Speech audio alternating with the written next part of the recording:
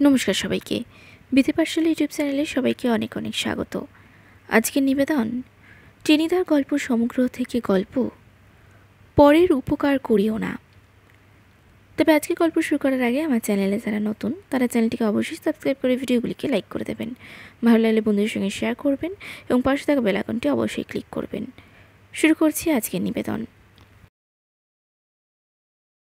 আমি পেলারাম, ক্যাবলা আর হাবুল সেন তিনজনে নেহাত গো বেচারার মতো কাঁচুমাচু মুখ করে বসে আছি।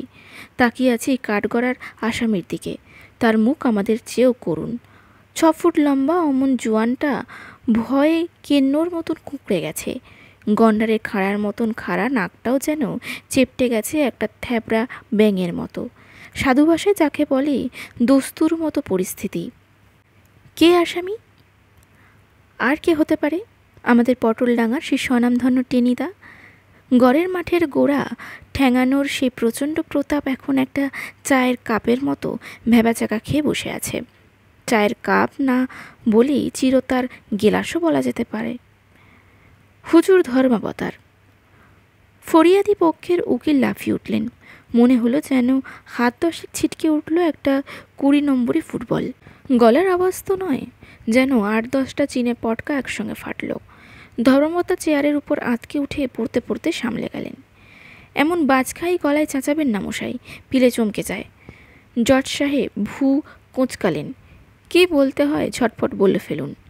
উকিল একটা ঘুষি বাগিয়ে তাকালেন টেনিদার দিকে। এক রাশ কালো কালো আলপিনের মতন গোঁফওয়ালা তার খাড়া হয়ে উঠল। ধর্মাবতার আসামির ভজহরি মুখুজ্জে, অর্থাৎ আমাদের টেনিদা। কী অন্যায় করেছে তা আপনি শুনেছেন। অবলা জীবের উপর ভীষণ অত্যাচার করেছে সে। তার নিন্দের ভাষা নেই। একটা ছাগল পরশু থেকে কাঁচা ঘাস পর্যন্ত হজম করতে পারছে না, আর একটা সামনে বমি করছে, আর একটা 3 দিন ধরে যা পাচ্ছে তাই খাচ্ছে। ফরিয়াদির একটা ট্যাঁক ঘড়ি সুষ্ঠু চিবিয়ে ফেলেছে। রোগা সিটকে একটা লোক হলধর পাইলুসেই ফরিয়াদি। হলধর ফোঁস করে কাঁদতে লাগলো। খুব ভালো ঘড়ি ছিল হুজুর, শক্ত। আমার ছেলে ওইটে ছুঁড়ে ছুঁড়ে আম পারত। চলতো না বটে, তবু ঘড়ির মতো ঘড়ি ছিল একটা বলে হলধর এবার হাউমাউ করে কিনে ফেললে। কান্নার বেগ একটু কমলে বললে, ঘড়ি না হয় যাক হুজুর, কিন্তু আমার অমন 3টে ছাগল বুঝি পাগল হয়ে গেল হুজুর, একেবারে উদ্যম পাগল। জজ কানে একটা দেশলাই কাঠি দিয়ে চুলকোতে বিরক্ত মুখে বললেন, আহ জ্বালাতন! আরে বাপু, তুমি তো দেখছি একটা ছাগল। ছাগল কখনো পাগল হয়? সে যাক, অপরাধের গুরুত্ব চিন্তা করে আমি আসামি ভজহরি মুখুজ্জুকে 3 টাকা জরিমানা করলাম। এই 3 টাকা ফরিয়াদি হলধর পাউলোকে দেওয়া হবে তার ছাগলদের রসগোল্লা খাওয়ানোর জন্য। জজ উঠে পড়লেন। টেনিদা আমাদের দিকে করুণ দৃষ্টিতে তাকাচ্ছে। ভাবটা এই, এ যাত্রায় তরিয়ে দে। আমার ট্যাঁক তো গড়ের মাঠ। আমি ক্যাবলার হাবুল সেন 4 মূর্তির 3 মূর্তি চাঁদা করে 3 টাকা জমা দিয়ে টেনিদাকে খালাস করে আনলাম। নিঃশব্দে 4 জন পথ দিয়ে চলছি। কে যে কী বলবো ভেবে পাচ্ছি না। খানিক পরে আমি বললাম, খুব ফাঁড়া কেটে গেছে। ক্যাবলা বললে, হ্যাঁ, জেল হয়ে যেতে পারত। হাবুল ঢাকাই ভাষায় বলল, হ, দ্বীপান্তরও হইতে পারত। একটা ছাগলা যদি মইরা যাইতাগা, তাহলে ফাঁসি হওনি বা আশ্চর্য আছিল কি? এতক্ষণ পরে টেনিদা গ্যাং করে উঠল। চুপ কর, মেলা বাজে বকিসনি। ফাঁসি হওয়া মুখের কথা কি না? আবার নিস্তব্ধতা। টেনিদার পেছু আমরা গড়ের মাঠের দিকে এগিয়ে চললাম। খানিক পরে আমি আবার জিজ্ঞাসা করলাম, চানাচুর খাবে টেনিদা? না। টেনিদার মুখে মুখে একটা গম্ভীর বৈরাগ্য। আইসক্রিম কিনুম? হাবুল সেনের প্রশ্ন। কিছু না। টেনিদা একটা বুক ফাটা দীর্ঘ নিঃশ্বাস ফেলল। মন চিড়ে গেল, বুঝলি বেলা, সংসারে কারোর উপকার করতে নেই। আমি বললাম, নিশ্চয়ই না, উপকারীকে বাঘে খায়। ক্যাবলা বললে। আমার মনের কথাটা বলে দিচ্ছিল বলে টেনিদা ক্যাবলার পিঠে চাপড় দিয়ে ক্যাবলা উ আ করে উঠল। হাবুল বললে, বিনা উপকারে যখন পৃথিবী চলতে আসছে, এখন উপকার করতে গিয়ে খামোখা ঝামেলা বাইরাইয়া হইব কি? যা কইছস। মনের আবেগে টেনিদা এবার হাবুলের ভাষাতেই হাবুলকে সমর্থন জানালো। তারপর গর্জন করে বললে, আমি আর একখানা নতুন বর্ণ পরিচয় লিখব। তার প্রথম পাঠ থাকবে, কখনো পরের উপকার করিও না। ক্যাবলা বললে, সাধু সাধু। টেনিদা দাঁত খিচিয়ে বললে, সাধু, খবরদার সাধু ফাগুর নাম আমার সামনে আর কি করিবি নেই। যদি বেটাকে পাই তবে প্রচণ্ড এক ঘুষি হাঁকালো আকাশের দিকে। ব্যাপারটা তাহলে খুলেই বলি গোড়া থেকে। মানুষের অনেক রকম রোগ হয়, কালাজ্বর, প্যালাজ্বর, নিমোনিয়া, কলেরা, পেট ফাঁপা, এমনকি ঝিনঝিনাইয়া পর্যন্ত। সব রোগের ওষুধ আছে, কিন্তু একটা রোগের নেই, সে হলো পরোপকার। যখন চাগায় তখন অন্য লোকের প্রাণান্ত করে ছাড়ে। টেনিদাকে একদিন এই রোগেই ধরল। ছিল বেশ, পরের মাথায় হাত বুলিয়ে খাচ্ছিল, তার ছিল বাঁশি বাজাচ্ছিল। হঠাৎ কী যে হলো, কালীঘাটের এক সাধুর সঙ্গে তার দেখা হয়ে গেল। হাতে চিমটে, মাথায় জটা, লেংটি পরা এক বিরাট আকার সাধু। খানিকক্ষণ খটোমটো করে টেনিদার দিকে তাকিয়ে হেঁকে গলায় বললে, দে 5 শিকে পয়সা। 5 শিকে পয়সা? টেনিদা বলতে যাচ্ছিল ইয়ার কি নাকি, কিন্তু সাধুর বিশাল চেহারা, বিচার চিমটে আর জবা ফুলের মতো চোখ দেখে ঘাবড়ে গেল। তো তো করে বললে, 5 শিকে তো নেই বাবা, আনা সাথে হবে। আনা সাথে? আচ্ছা তাই দে, আর একটা বিড়ি। বিড়ি তো আমরা খাই না বাবা ঠাকুর। গুড বয় দেখছি। তা বেশ, বিড়ি ফিরি কখনো খাসনি তো জক্কা হয়। যাক, পয়সা দে। পয়সা হাতে পেয়ে সাধুর হাঁড়ির মতন মুখখানা খুশিতে পড়ে উঠল। ঝুলি থেকে একটা জবা ফুল বের করে টেনিদার মাথায় দিয়ে বললে, তুই এখানে কেন রে? আগে প্যারা খেতে এসেছিলাম। সাধু বললে, তা বলছি না, তুই যে মহাপুরুষ রে, তোকে দেখে মনে হচ্ছে পরোপকার করে তুই দেশজোড়া নাম করবি। পরোপকার? টেনিদা একটা ঢোক গিলে বললে, দুনিয়ায় অনেক কাজ সকাজ করেছি, মা মারামারি, পরের মাথায় হাত বুলিয়ে ভিগনাগের সন্দেশ খাওয়া, স্কুলে সেকেন্ড পণ্ডিতের টিকি কেটে নেওয়া, কিন্তু কখনো তো পরোপকার করিনি। করিসনি মানে? সাধু হেরে গলায় বললে, তুই ছোকরা তো বড্ডই এঁড়ে তক্ক করিস। এই আমাকে নগদ 7 আনা পয়সা দিলি, খেয়াল নেই বুঝি? আমার কথা শোন, সংসার টংসার ছেড়ে স্রেফ হওয়া যাই যা। দুনিয়ার মানুষের অশেষ দুঃখ, এই দুঃখ দূর করতে আদা নুন খেয়ে লেগে পড়, আর্তের সেবা কর, দেখবি 3 দিনেই তোর নামে টিটি পড়ে যাবে। দে দে, একটা বিড়ি দে। বললাম যে ঠাকুর, আমি বিড়ি খাই না। ওহো, তা তো বটে। বেশ বেশ, বিড়ি কখনো খাসনি। আর শোন, পরের উপকারে নশ্বর জীবন বিলিয়ে দে, আজ থেকেই লেগে যা। বলে কান থেকে একটা আধপোড়া বিড়ি নামিয়ে সেটাকে ধরিয়ে সাধু ভিড়ের মধ্যে অদৃশ্য হলো। টেনিদা খানিকক্ষণ ভ্যাবাচেকা খেয়ে দাঁড়িয়ে রইল। তারপরেই কালীঘাটের মা কালীর মহিমাতে কি না কি জানি, সাধুর কথাগুলো তার মাথার মধ্যে পাক খেতে লাগলো। পরোপকার, সত্যি তো, তার মতো কি আর জিনিস আছে? জীবন আর কদিনে, সবই তো মায়া, স্রেফ ছলনা। সুতরাং যে কদিন বাঁচা যায় লোকের ভালো করেই কাটিয়ে দেওয়া যাক। সেই রাত্রি সংসার ছাড়ল টেনিদা, মানে কলকাতা ছাড়ল। গেল দেশে। কলকাতা থেকে মাইল 10 দূরে ক্যানিং লাইনে বাড়ি। গায়ের নাম ধোপাখোলা। বাড়িতে দেশের দুল সম্পর্কের এক বুড়ি জেঠিমা থাকে, কানে খাটো। টেনিদাকে দেখে জিজ্ঞাসা করলে, হ্যাঁ রে, এমন অসময়ে দেশে এলি যে? পরোপকার করবো জেঠিমা। পুরী খেতে এসেছিস? পুরী এখানে কোথায় বাবা? পোড়া দেশে কি আর ময়দা ফয়দা কিছু আছে? ইংরেজ রাজত্বে আর বেঁচে সুখ নেই। ইংরেজ রাজত্ব কোথায় জেঠিমা? এখন তো আমরা স্বাধীন। মানে টেনিদা বাংলা করে বুঝিয়ে দিলে ইন্সপেক্টেন্ট। Coat pant? জেঠিমা বলে, ছি বাবা, আমি বিধবা মানুষ, কোট প্যান্ট পরবো কেন? থান পরি। দূর তোর, এ যে মহা জ্বালা হলো। আমি বলছিলাম দেশে রোগবালাই কিছু আছে? মালাই? মালাই খাবি?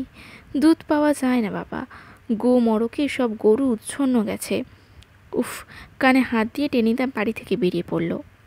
কিন্তু দিন 3 গ্রামে ঘুরে টেনিদা বুঝতে পারল সত্যি পরোপকারের অখণ্ড সুযোগ আছে। গ্রাম জুড়ে দারুণ ম্যালেরিয়া। পেট ভরা পিলে নিয়ে সারা গায়ের লোক 3 দিন বো বো করে ঘুরছে। সেই দিনই কলকাতায় ফিরল টেনিদা। 5 বোতল তেতো পাঁচন কিনে নিয়ে দেশে চলে গেল। কিন্তু দুনিয়াটা যে কি যাচ্ছে চাই জায়গা, সেটা টের পেতে তার দেরি হলো না। অসুখে ভুগে মরব, তবু ওষুধ খাবে না। একটা জাম গাছের নিচে বসে ঝিমোচ্ছিল গজানন সাঁতরা। সন্দেহ কি নির্ঘাত ম্যালেরিয়া। টেনিদা গজাননের দিকে এগিয়ে এলো। তারপর গজানন ব্যাপারটা বুঝতে না বুঝতে এবং টাফও করে ওঠার আগেই টেনিদা তার মুখে 8 বোতল জুড়ির পাঁচন ঢেলে দিলে। যেমন বিচ্ছিরি তেমনি তেতো। আসলে গজাননের জ্বর ফেও কিছুই হয়নি, খেয়েছিল অনেকটা তাড়ি। যেমন পাঁচন মুখে পড়া নেশা গালিয়ে ছুটল, তড়াক করে রাফিয়ে উঠল, তারপর সোজা মারমার শব্দে টেনিদাকে তাড়া করলো। কিন্তু ধরতে পারবে কেন? লম্বা লম্বা ঠ্যাং ফেলেই টেনিদা ততক্ষণে পগার পার। কি সাংঘাতিক লোক এই গজানন! পরোপকার বুঝলো না টেনিদার মধ্যে আজ মহাপুরুষ জেগে উঠেছে। তবু হাল ছাড়বে না। পরের ভালো করতে গেলে এমন কিছু না কিছু হবেই। মনকে সান্ত্বনা দিয়ে টেনিদার স্বগতি করলে। এই দেখো না বিদ্যাসাগর মশাই, পরের দিন বিকেলে সে গেল গ্রামের পাঁচু মামার বাড়িতে। একটা ভাঙা ইজি চেয়ারে শুয়ে পাঁচু মামা উয়া করছেন। কি হয়েছে মামা? বগল থেকে পাঁচুনের বোতলটা বাগিয়ে দাঁড়ালো টেনিদা। এই গাঁটে ব্যথা বাবা, গাঁটে ব্যথা করুণ স্বরে পাঁচু মামা জানালো। বাত! ও টেনিদা মুহূর্তের জন্য কেমন যেন দমে গেল। তারপরে উৎসাহের চিহ্ন মুখে ফুটে উঠল তার চোখে মুখে। আর ম্যালেরিয়া কখনো হয়নি? হয়েছে বই কি, গত বছর। হতেই হবে, বিজ্ঞের মতন গম্ভীর গলে টেনিদা বললে। ওই হলো রোগের জ্বর, ওই ম্যালেরিয়া থেকেই সব। কিন্তু ভেবো না, তফাৎ থেকে ভালো করে দিচ্ছি। ভালো করে দিবি? পাঁচু মামার মুখে চোখে কৃতজ্ঞতা ফুটে উঠল। তুই যা হলে ডাক্তার হয়ে এসেছিস তাহলে? কই শুনিনি তো। ডাক্তার কি বলছো মামা, তার চেয়ে ঢের বড়, একেবারে মহাপুরুষ। অগাধ বিস্ময়ে পাঁচু মামা হাঁ করে রইলেন। টেনিদার দিকে মুখ করেই ছিলেন। কাজেই হাঁ করে সঙ্গে সঙ্গে আর কথা নয়, জুটারির পাঁচন চলে গেল মামার গলার মধ্যে। ওয়াক ওয়াক করে বাবারে, ডাকাতরে মেরে ফেলল রে, রোয়া খেয়ে গেছি। পাঁচু মামা হাহাকার করে উঠলেন। টেনিদা ততক্ষণে বাড়ির চৌহদ্দির বাইরে শুনতে পেল ভেতর থেকে মামা অশ্রাব্য ভাষায় তাকে গালাগালি দিচ্ছেন। তা দিন তাতে কিছু এসে যায় না, পরোপকার তো হয়েছে, এর দাম মামা বুঝবে যথাসময়। তৃপ্তির হাসি নিয়ে টেনিদা পথ চলল। খানিক দূরে আসতেই চোখে পড়ল একটা আম গাছের তলায় একটা বছর টেকে ছেলে দাঁড়িয়ে প্রাণপণে চেঁচাচ্ছে। এই কি নাম তোর? ছেলেটা ফোঁপাতে বলল, সাচ্চু। লাড্ডু? তা অমন করে কাঁদছিস কেন? চোখের জলে যে হালুয়া হয়ে যাবি। আর লাড্ডু খাবি না? কি হয়েছে তোর? বড়দা চাঁটি মেরেছে। কেন? তোকে তবলা ভেবেছিল বুঝি? না। লাচ্ছু বললে, আমি কাঁচা আম খেতে চেয়েছিলাম। এই কার্তিক মাসে কাঁচা আম খেতে চেয়েছিস? শুধু চাঁটি নয়, গাঁটটা খাবারও শখ। ট্রেনটা চলে যাচ্ছিল, কি মনে হতেই ফিরে দাঁড়ালো হঠাৎ। তোর টক খেতে খুব ভালো লাগে বুঝি? লাড্ডু মাথা নাড়ল। হ্যাঁ, নির্ঘাত ম্যালেরিয়ার লক্ষণ। তোর জ্বর হয়? হয় বই কি। তবে আর কথা নেই টেনিদা বোতল বের করে বললি, হাঁ কর। লা আশান্বিত হয়ে বলে, আচার বুঝি? আচার বলে আচার? দুচার, কদাচার, সচাতার, সকলেই আচার। হ্যাঁ, হাঁ কর চটপট। লাড্ডু হাঁ করল। তার পরের ঘটনা খুব সংক্ষিপ্ত। বাপরে মারে বরদারে বলে লাড্ডু চেঁচিয়ে উঠল। টেনিদা দ্রুত পা চালালো। বাপ! পিঠের উপরে একটা ঢিল পড়তেই চমকে উঠল টেনিদা। লাড্ডু ঢিল চালাচ্ছে, অতএব যা পলায়ন্তী এবং প্রাণপণে। লাড্ডু বাচ্চা হলেও ঢিলে বেশ জোর আসছে, হাতের তাকও ফের ফসকায় না তার। কিন্তু আর চলে না, গ্রামের লোক খেপে উঠেছে তার উপর। বাড়ির ত্রিসীমানা দেখলে হৈ হৈ করে ওঠে, রাস্তায় দেখলে তেড়ে আসে, তাকে দেখলে ছেলেপুলে পালাতে পথ পায় না। জ্যাঠামশাই বলে, তুই কি শুরু করেছিস বাবা? লোকে যে তোকে ঠ্যাঙামার ফোন দিয়ে আটছে। টেনিদা গম্ভীর হয়ে রইল। পরে বললে, পরের জন্য আমি প্রাণ দেব জেঠিমা। কি বললি? ঘরের লোকে কান কেটে দিবি? কি সর্বনাশ! ওগো, আমাদের তিনু কি পাগল হয়ে গেল? গোমরা কান্না জুড়লেন জ্যাঠাইমা। উদাস ব্যথিত মনে পথে বেরিয়ে পড়ল টেনিদা। কি অকৃতজ্ঞ নরাধম দেশ! এই দেশের উপকারের জন্য সে মরিয়া হয়ে ঘুরে বেড়াচ্ছে, অথচ কেউ বুঝছে না তার কদর। ছি ছি, এই জন্যই দেশ আজ পরাধীন, স্বাধীন। কিন্তু কি করা যায়? কিভাবে মানুষগুলো উপকার করা যায়? টেনিদার শূন্য মনে একটা গাছতলায় এসে বসলো। ভরা দুপুর, কার্তিক মাসের নরম রোদের সঙ্গে ঝিরিঝিরি হাওয়া। আকুল হয়ে চিন্তা করতে করতে হঠাৎ চটকা ভেঙে গেল। দূরে একটু একটা নিম গাছের নিচে একটা ছাগল ঝিমোচ্ছে, তারই খারাপ লক্ষণ। এখনকার জল হাওয়া ম্যালেরিয়া, ছাগলকেও ধরেছে। ধরাই স্বাভাবিক। আহা, অবলা জীব, উপকার করতে হয় তো ওদেরই করব। কেউ কখনো ওদের দুঃখ বোঝে না। আহা, তাছাড়া অসুবিধেও আছে।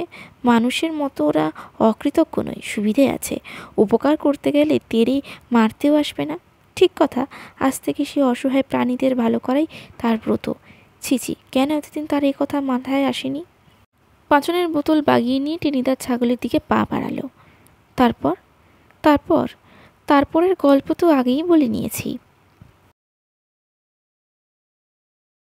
আজকে গল্পটি কেমন লাগলো কমেন্টে অবশ্যই জানাবেন। ভালো লাগলে লাইক করবেন, বন্ধুদের সঙ্গে শেয়ার করবেন এবং পাশে থাকা বেল আইকনটি অবশ্যই ক্লিক করবেন। নমস্কার।